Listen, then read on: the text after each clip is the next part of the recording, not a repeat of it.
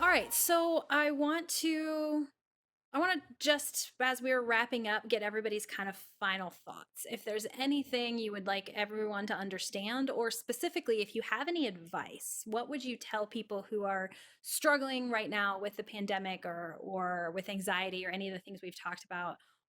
What kind of advice would you give them? I want to hear from all of you. What do you think? I would say be kind to yourself. Like this situation sucks. You're not going to be top of your productivity game.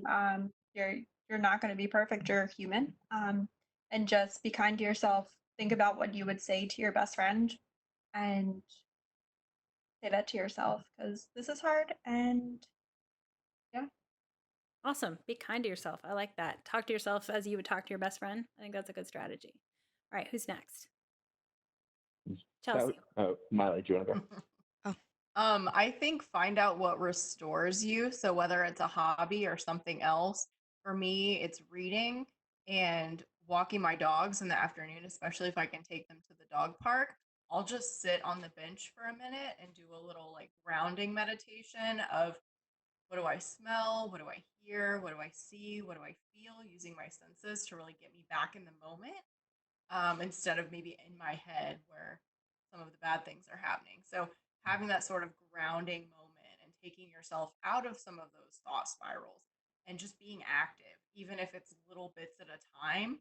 Um, I think all of that really helps with sleeping and being able to regulate and restore myself. So find out what restores you. Um, find a grounding meditation kind of practice, whether it could be praying, it could be meditation, it could be mindfulness exercise, but something that brings you out of your own head and centers you, I guess. And then also stay active. Yeah. Yeah, I think activity is a big part too. Keep it moving for sure. Absolutely. Ben, what did you have? Oh, I was just going to say, Jen took mine. I was going to say self compassion too, because I was the only one who hasn't taken up a new hobby over this, I think, and No. proudly so. But I guess to riff off of that, I think that having compassion for the person that you're there with, whether they're your kid, your partner, your roommate, is probably also really important right now. Just in the same way that you would want that you're forgiving yourself for Mhm. different things and for lapses and for not kind of meeting whatever bar you have for yourself. Also make sure that you're giving everyone else that same latitude too. I like that. So not just self-compassion, but compassion for others as well, because everybody else, they're handling it their own way. They're doing the best they can, and we need to give them the kind of latitude to cope in the ways that they can. Awesome. Miley, what do you got? I think for me, it's just learning to live in the moment rather than wishing that I was doing and being more productive, and achieving more, and kind of going along with what Jen was saying and like having self-compassion, but also just like living in the moment and letting go of the expectations that I had previously, knowing that eventually I'll get back to where I was, and all my goals, and hopefully I'll be able to achieve them. But just kind of knowing in this moment I can't and it's okay. And then also finding gratitude, in some way every day, like even just being outside and seeing birds and enjoying the sunshine.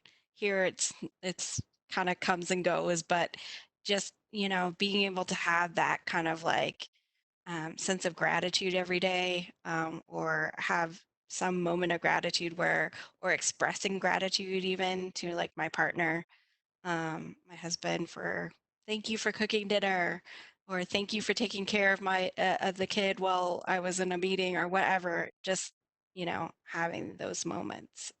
I think that's an excellent point. There's so much research that talks about the effects of gratitude and how much it gives back to us just when we feel it. So yeah, absolutely finding gratitude. I think I like that a lot for sure. And then, like you said, living in the moment, accepting this moment for what it is and what it can do for us, and letting go of I wish this was different.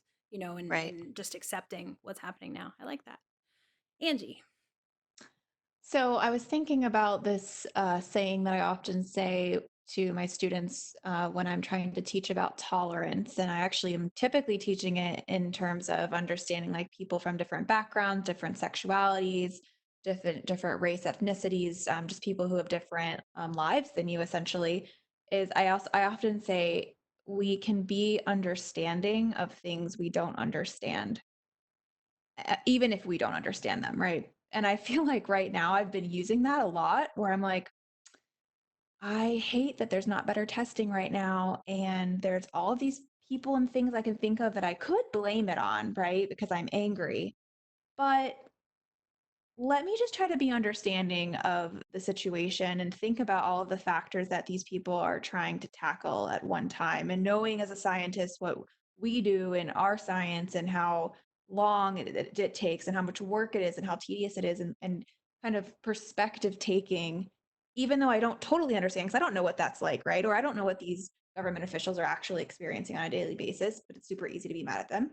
And so just trying to be understanding, even if we aren't quite sure what's going on or aren't quite sure if we really understand. I think there's a difference there. So, and then that includes being understanding of yourself too. So just like you guys were saying, self-compassion and I like that. You can saying be it's okay. you can be understanding even when you don't understand. I'm totally gonna steal that. Yeah, I like Yeah, you that a can be lot. understanding of things even if we I think I usually say we can be understanding of things that we don't understand. Yeah, I like that. Good deal. Well, you guys took all the good answers, so I think mine is going to be you should listen to social psychologists because they have really good advice. But no, seriously, I think I would go back and highlight the first thing that Chelsea said about finding the things that restore you, because I feel like it's going to be tempting to fall into the habit of just watching TV, turning your brain off, or just turning to substances, like Chelsea said, drinking or smoking marijuana. We have a lot of states that's legal now. Indulging in these substances that kind of help you escape, that might not actually give anything back to you. And I think the quest for hobbies can be very beneficial, whether it's a hobby that you've always been doing and now you have time to do it more, or whether you're finding a new hobby or rediscovering an old hobby. Any of those things, I feel like, find something that you actively feel good about doing, that gives back to you, that restores you. And I think that would be super helpful for people who have the space to do that. And acknowledging that obviously not everybody at this point has the space to do that, but if you can, that would be my advice.